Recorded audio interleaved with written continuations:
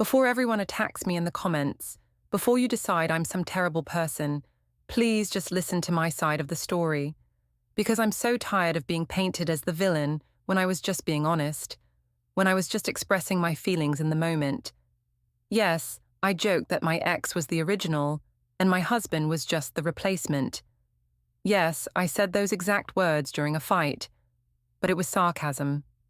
A stupid comment made during a stupid argument when emotions were running high, and neither of us was thinking clearly. I didn't think he'd take it so seriously. I didn't think he'd pack up my things. I didn't think he'd actually replace me, literally replace me, with someone I never saw coming. Before we continue, like, subscribe, and hit hype to boost this episode. Drop your country or city. I love seeing where everyone's watching from. My name is Cassandra. I'm 34 years old, and until 3 days ago, I was married to a man named David. We'd been together for 5 years, married for 3, and I thought we had a solid relationship. Not perfect, what relationship is, but solid, stable. The kind of marriage where you know what to expect. But that stability, that predictability, was actually the problem. At least, that's what I realize now. Because before David, there was Nathan. And Nathan was different. Nathan was my ex-boyfriend. We dated for 4 years before things fell apart spectacularly when I was 27. He was exciting, unpredictable, passionate. The kind of guy who'd show up at my apartment at midnight with takeout and roses for no reason. Who'd surprise me with weekend trips. Who made me feel alive in a way I didn't even know I was missing until he was gone. But Nathan was also unreliable, flaky. He'd forget important dates, blow off plans, disappear for days without explanation. The passion came with chaos, and eventually, I'd gotten tired of the chaos. I'd wanted stability, security, someone I could count on. Enter David. David was Nathan's opposite in every way.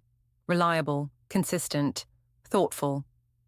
He remembered every anniversary, every birthday, every little detail about my preferences.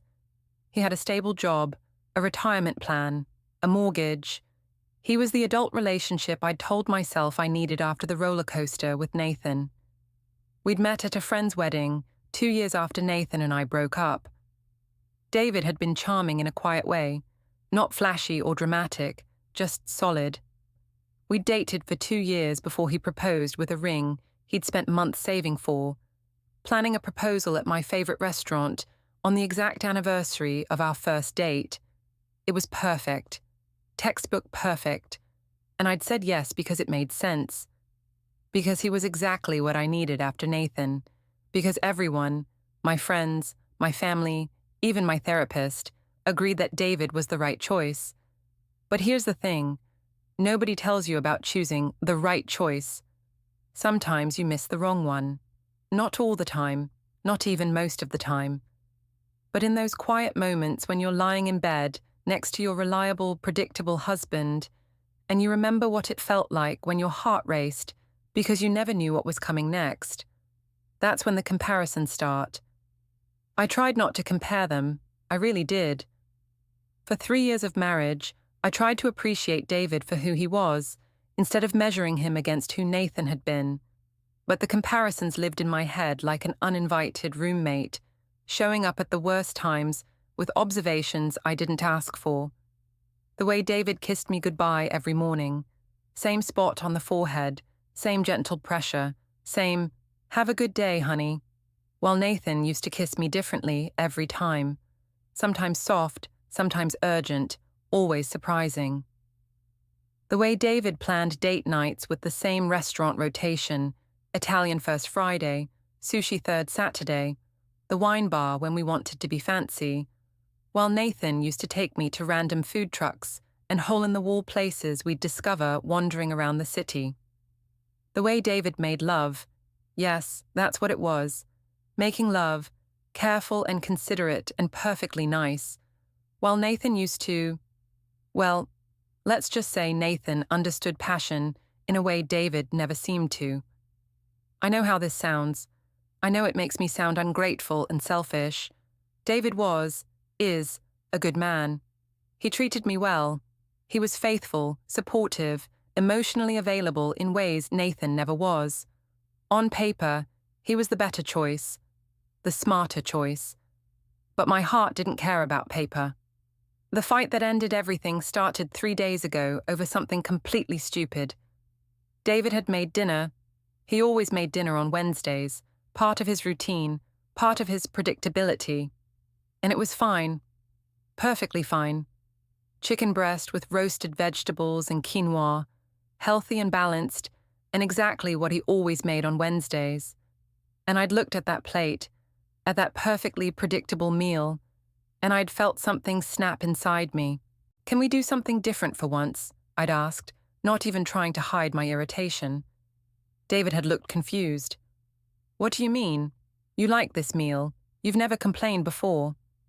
"That's the problem. It's always the same. Wednesday is always chicken and quinoa. Saturday is always salmon and asparagus. Everything is always the same." "I thought you appreciated having a routine. You said you liked knowing what to expect." "Maybe I'm tired of expecting everything. Maybe I want to be surprised sometimes." And that's when David had said it, the sentence that triggered everything that followed. "You mean like Nathan used to surprise you?" The air in the kitchen had gone cold. We never talked about Nathan. Never. It was an unspoken rule in our marriage. Nathan was the past, David was the present, and we didn't compare. Except I had been comparing. Constantly. And David knew it. "I didn't say that," I'd protested, even though we both knew that's exactly what I meant. "You didn't have to. You've been saying it for 3 years without actually saying it." "What's that supposed to mean?" "It means I'm not stupid, Cassandra. I know you compare us. I know you think about him. I know you kept that box of photos and letters in the back of your closet." My face had flushed. I'd forgotten about that box. Or no, I hadn't forgotten. I just assumed David didn't know about it, that he'd never gone looking, never cared enough to be jealous. "That's just memories," I'd said defensively. "Everyone keeps memories from past relationships. Not when they're married to someone else, not when they're supposed to have moved on." The fight had escalated from there. I'd accused him of being boring, of never doing anything spontaneous. He'd accused me of never appreciating what he did do, of always wanting more, of never being satisfied. And then, in a moment of pure stupid spite, trying to win the argument, trying to hurt him the way his accusations had hurt me, I'd said it. "Well, maybe that's because my ex was the original, and you're just the replacement." The words had hung in the air between us like poison. I'd seen David's face change. Not angry, not hurt, just blank, empty, like I'd flipped a switch and turned off something essential inside him. "Say that again," he'd said quietly. "I didn't mean, say that again." His voice had been so calm, so controlled, that it had frightened me more than yelling would have. "David, I'm sorry, I was just the original and the replacement." He'd nodded slowly, like he was processing information, filing it away. "Okay, thank you for clarifying." Then he'd stood up, left his perfectly cooked dinner on the table, and walked out of the kitchen. I'd heard our bedroom door close, not slam, just close quietly, deliberately. I'd stayed in the kitchen, staring at my uneaten chicken and quinoa, feeling the sick weight of those words settling in my stomach. I'd gone too far. I knew I'd gone too far. But I'd also thought he'd cool off. We'd talk about it.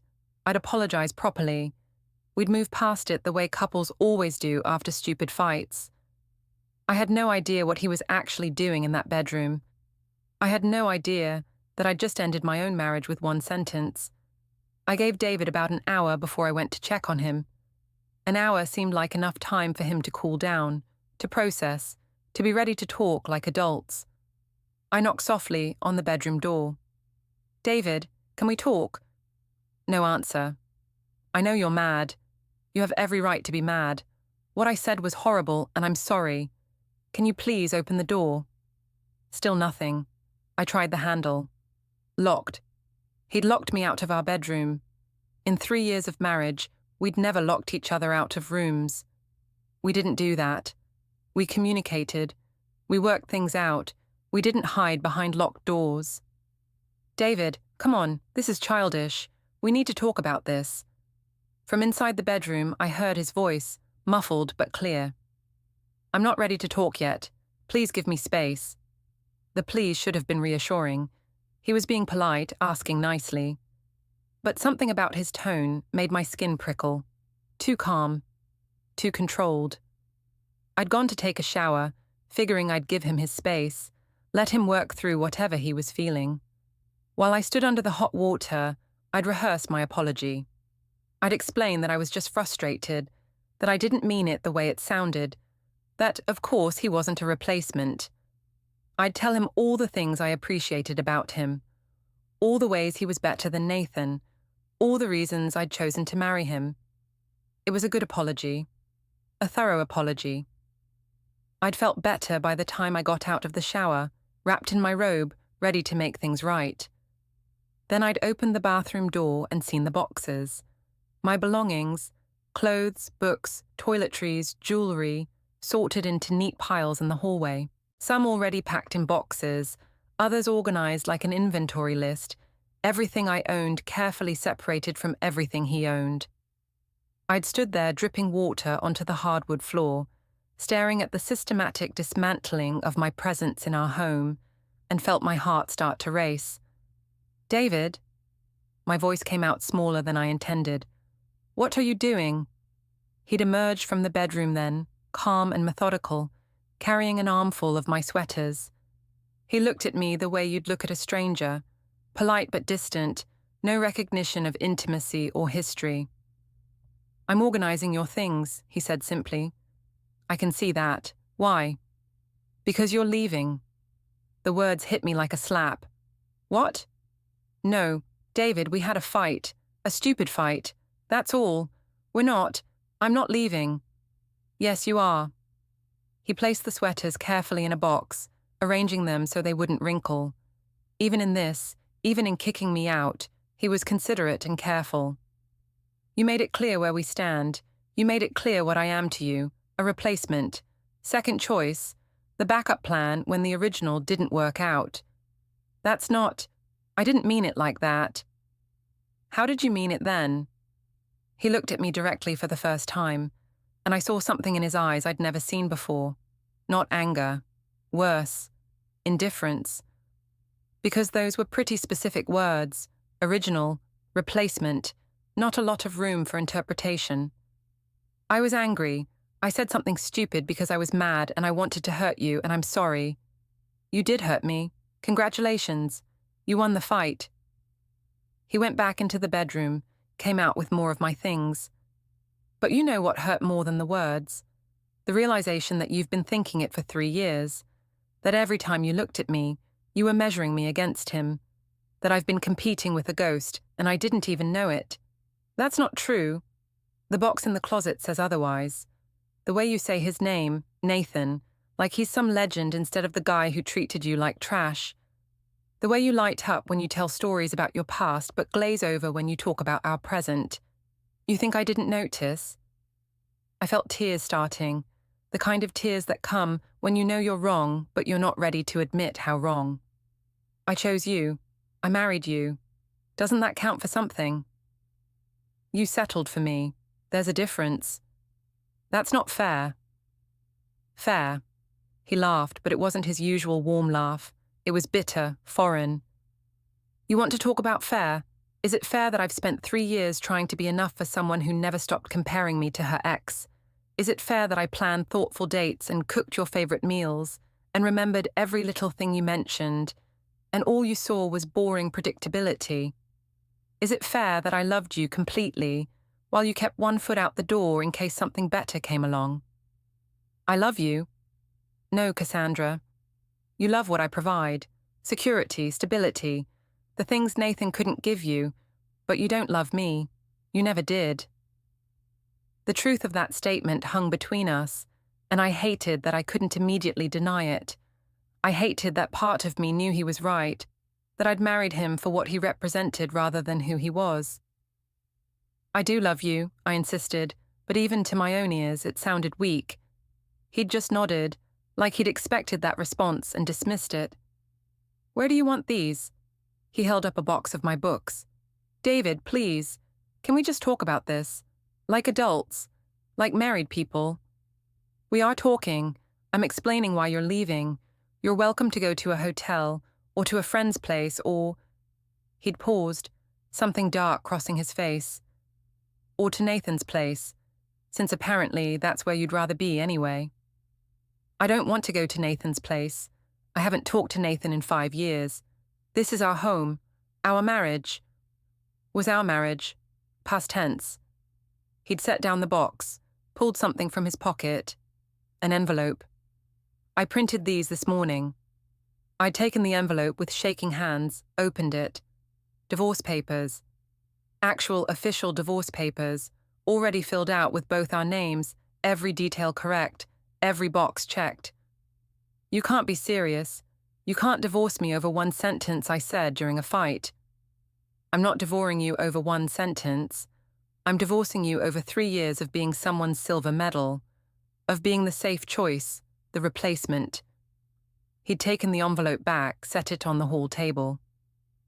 "You can look those over when you're ready. I'm not rushing you, but you need to understand that this decision is final.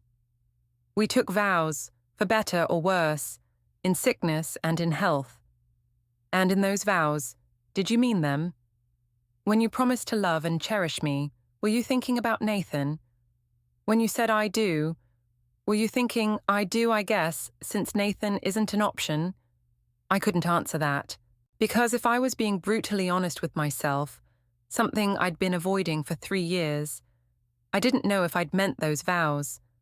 Not fully.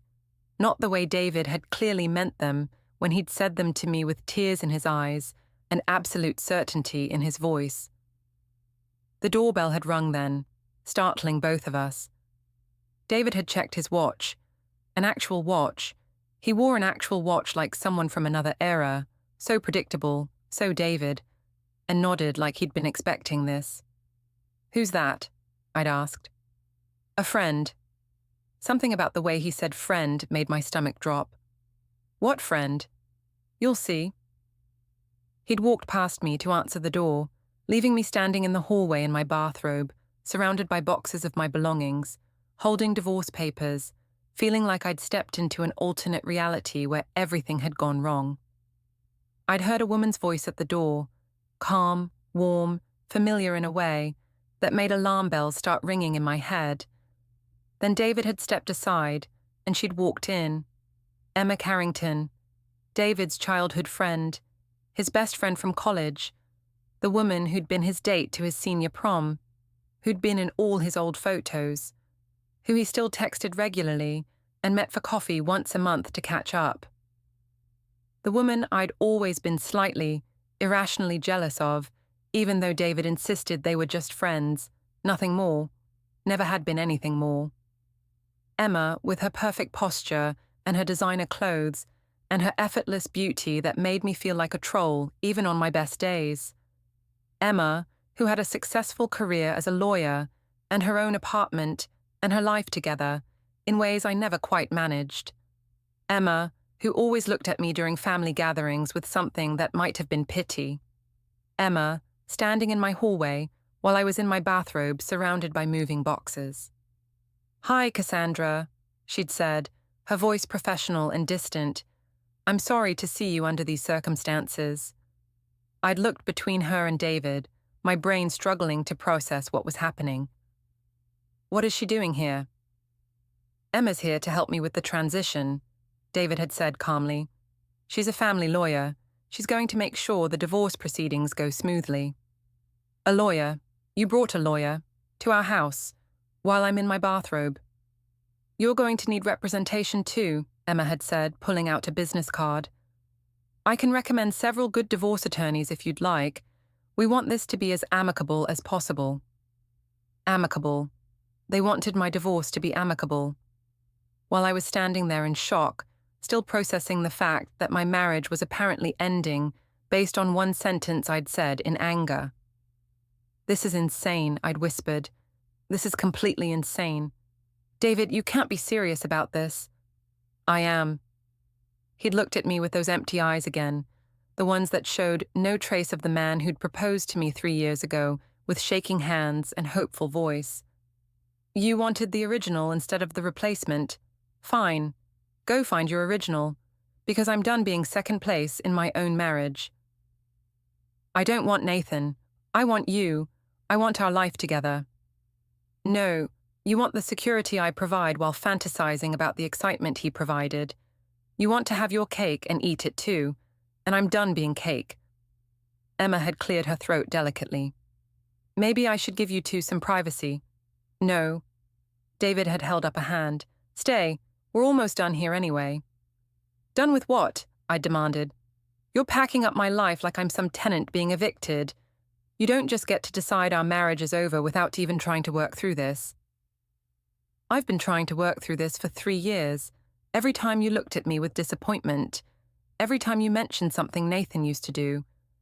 Every time I felt like I was performing in some comparison contest I couldn't win. I've been trying, Cassandra. You just never noticed because you were too busy wishing I was someone else." The accuracy of that statement, the horrible, undeniable accuracy, made me feel sick. "That's not... You don't understand." "I understand perfectly. You married me because I was safe. Because Nathan broke your heart and you wanted someone who wouldn't. Someone reliable and boring and predictable. Someone you could control. And now you're bored, and you're blaming me for being exactly what you wanted me to be." Every word was a knife, perfectly placed, cutting through all the rationalizations I'd built up over 3 years. "I need you to leave," he'd continued, his voice still that horrible calm. "Tonight. I've made arrangements for you to stay at the Marriott downtown, 2 weeks already paid for. That should give you time to find a more permanent situation." "You're kicking me out of my own home." "It's my home. The mortgage is in my name. You wanted to keep your credit separate, remember, for independence." He was right. God, he was right about everything, and I hated it. I'd insisted on keeping our finances mostly separate, had told myself it was about maintaining my independence, but really, it had been about keeping one foot out the door. Just in case Nathan ever came back, just in case I decided I'd made a mistake, just in case the excitement I was missing turned out to be more important than the security I had. "I have nowhere to go," I'd said, and I'd heard the desperation in my own voice. "You have the hotel. You have friends. You have family. You have options." He'd picked up the box with my books. "Where do you want me to put this? In your car?" It was the mundane practicality of it that broke me. He wasn't yelling, wasn't crying, wasn't showing any emotion at all. He was just done, moving on, replacing me as efficiently as he'd done everything else in his life. "I'm sorry," I'd sobbed, not even caring anymore that Emma was watching, that I was falling apart in front of my husband's lawyer friend. "I'm so sorry, I didn't mean it. I was just angry and stupid, and I said the worst thing I could think of, and I didn't mean it." "But you did mean it," David had said softly. "That's the problem. You meant every word. You just didn't mean to say it out loud." He'd been right.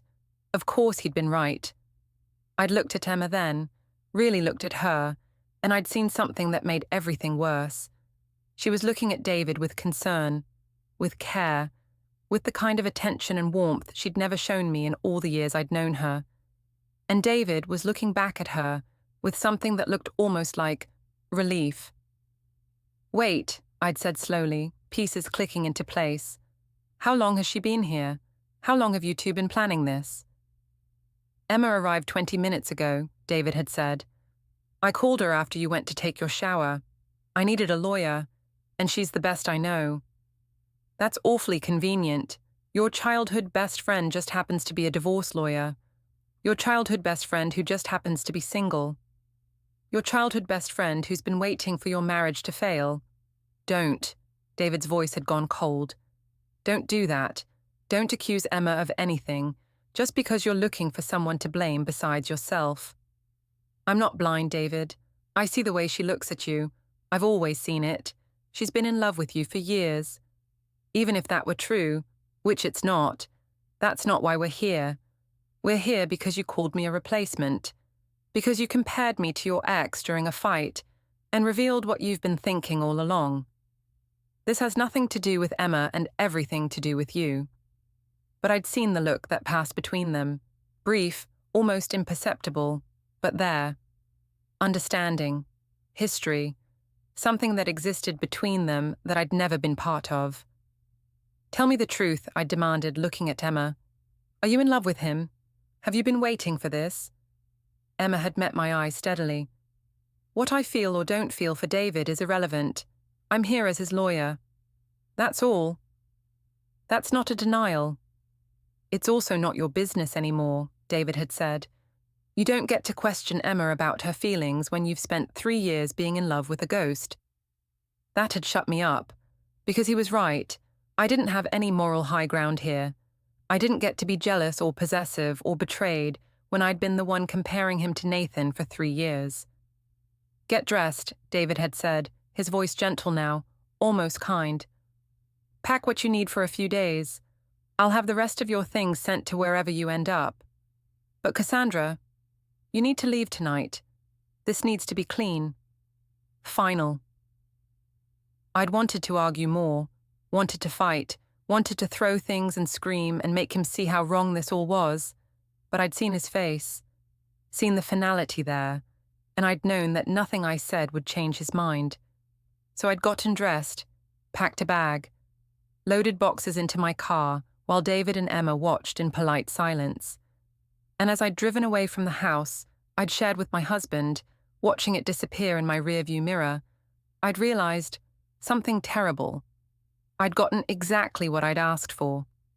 I'd wanted excitement instead of predictability, drama instead of stability, the original instead of the replacement, and now I had nothing. The Marriott downtown was nicer than I deserved. David had booked me a suite.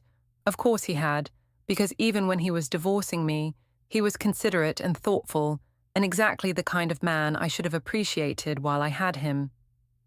I'd checked in at midnight, the front desk clerk eyeing my 3 boxes and 2 suitcases and tear-stained face with professional sympathy, and I'd gone up to room 847 to have a complete breakdown in private. The suite had a living area, a bedroom, a kitchenette, and a view of the city that probably cost more per night than I wanted to think about. I'd set my boxes down, sat on the pristine hotel bed, and cried until my eyes were so swollen I could barely see. How had this happened? How had one sentence, one stupid, spiteful sentence, destroyed my entire life? But even as I asked myself that question, I knew the answer. It wasn't one sentence. David had been right about that too.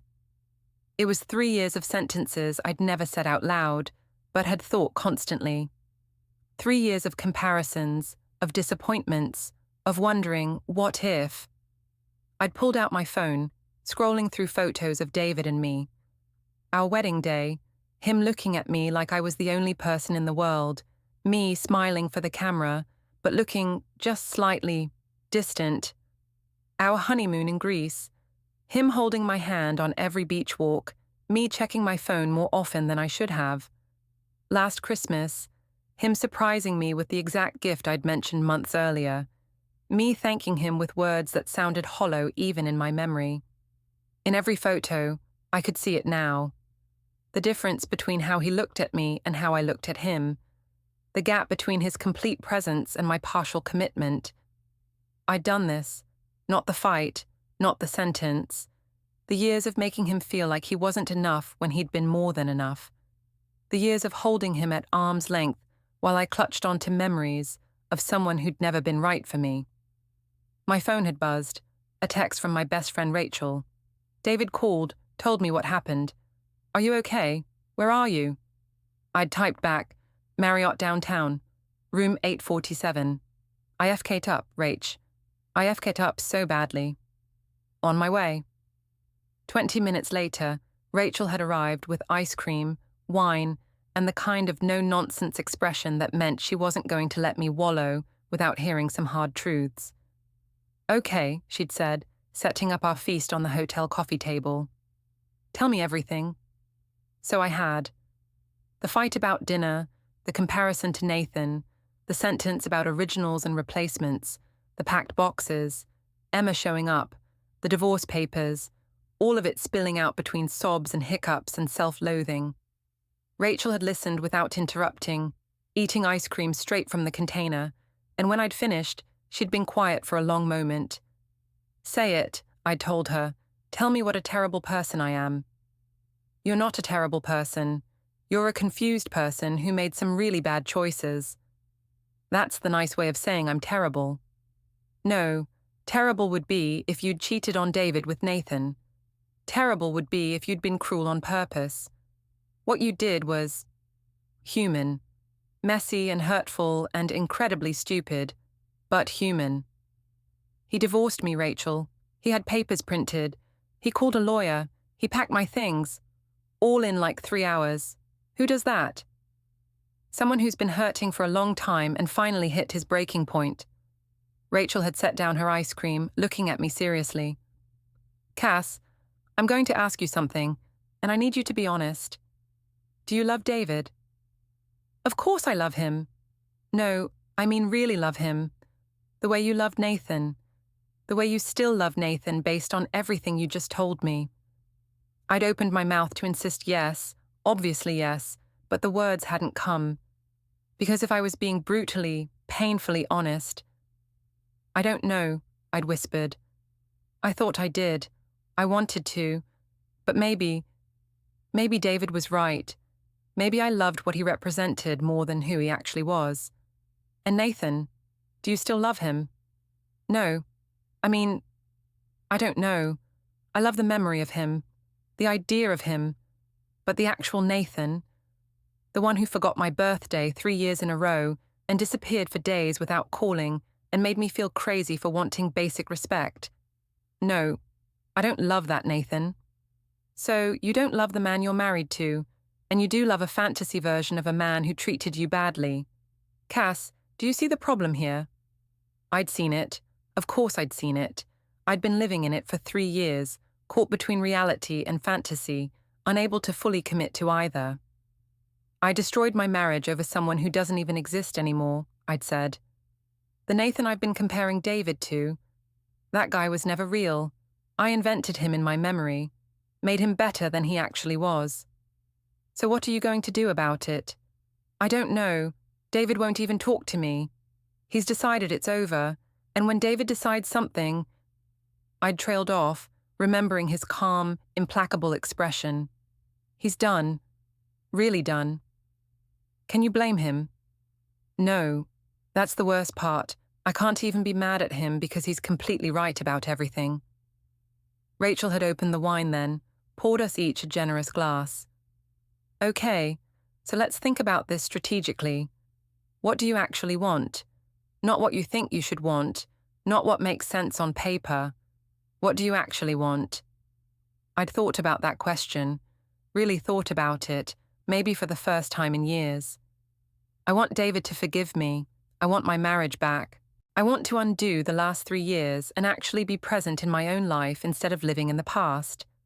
But do you want David, or do you want to not be alone? Because those are different things. I'd stopped, forcing myself to really examine my feelings. I want David. I want the man who remembers my coffee order and leaves notes in my lunch and plans thoughtful dates. I want the man who was patient with me even when I didn't deserve it. I want another chance to actually appreciate what I had. Then you need to fight for him. He has divorce papers, Rachel. He's not interested in fighting. He's interested in moving on. With Emma, I told her about Emma showing up, about the looks between them, about my suspicion that Emma had feelings for David. Rachel had made a face. "Okay, that's complicated. But Cass, even if Emma does have feelings for David, that's not why your marriage ended. Your marriage ended because you told your husband he was a replacement. That's on you, not on Emma." I know it is. But seeing them together, seeing the way he looked at her, it made me realize what I've been missing. What I gave up by always comparing him to Nathan. What did you miss? He never looked at me the way he looked at her tonight. Never.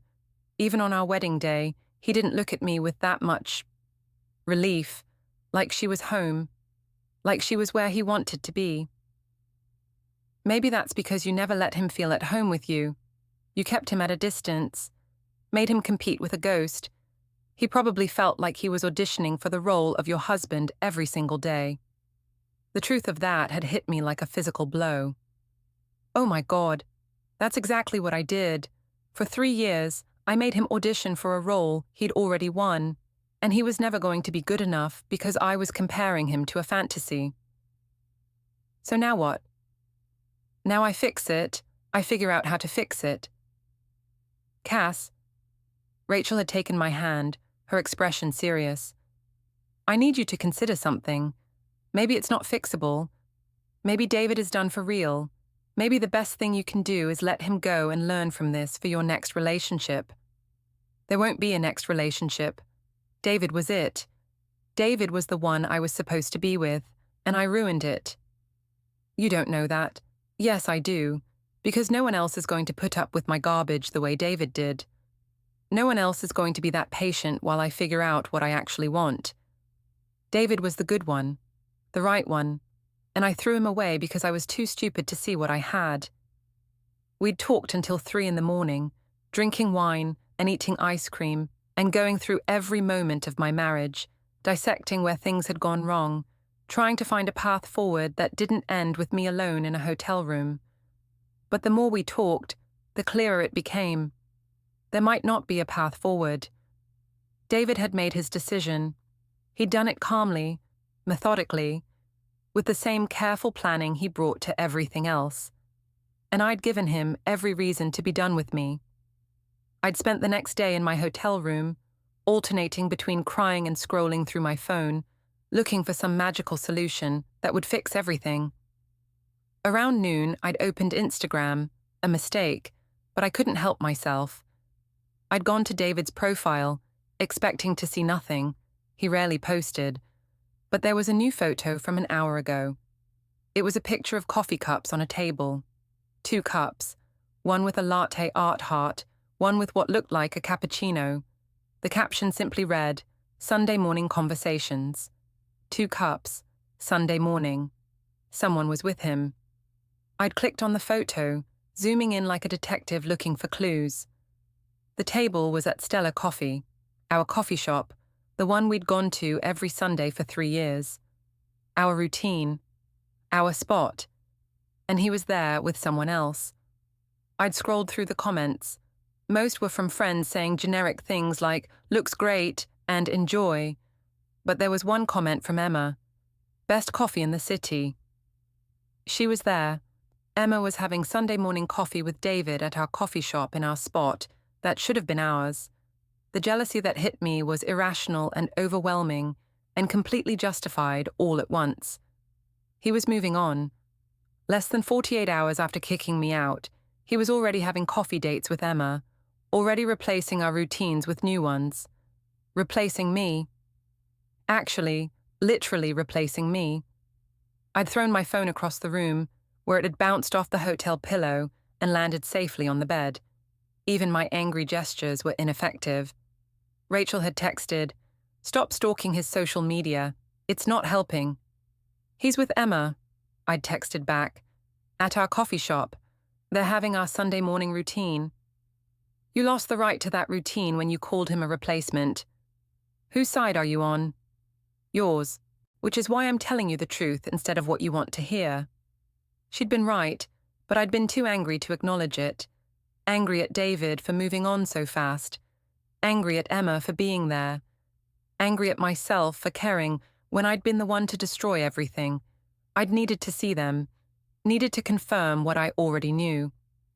So I'd gotten dressed, put on sunglasses like some kind of ridiculous spy, and driven to Stella Coffee. They were still there. David and Emma sitting at the window table where David and I used to sit, having a conversation that looked comfortable and easy and natural. Emma was laughing at something David had said, her whole face lighting up in a way I'd never bothered to light up for him. And David was smiling, really smiling, in a way he rarely smiled with me anymore, because I'd spent 3 years making him feel like smiling wasn't enough. I'd watched them through the window for maybe 5 minutes, feeling like the world's biggest creep, and I'd seen something that made my stomach turn. David had reached across the table and touched Emma's hand. Just a brief touch, nothing scandalous, but the intimacy of it, the casual comfort, had made everything clear. This wasn't new. Whatever was happening between them, it had history.